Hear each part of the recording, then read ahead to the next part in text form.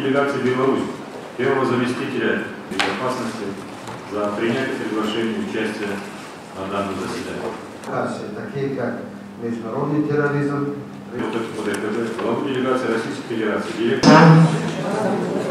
Весьма символично, что это в этом году исполнилось 10 лет образования Координационного совета, который был образован в 2005 году.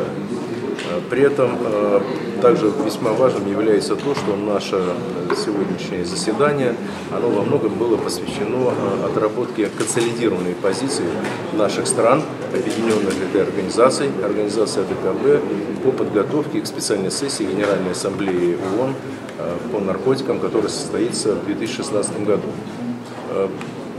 Это заседание Генассамблеи обещает стать жарким, поскольку сталкиваются две диаметрально противоположных позиции.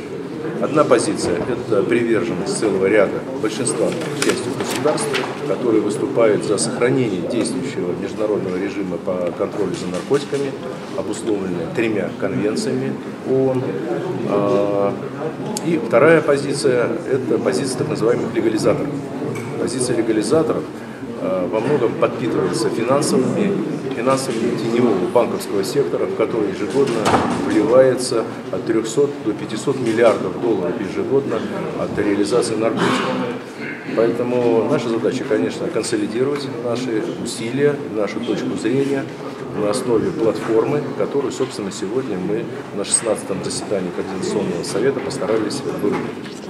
При этом мы хотим акцентировать и отчетливо артикулировать проблему той угрозы, которая несет в себе массовое производство наркотиков в Афганистане.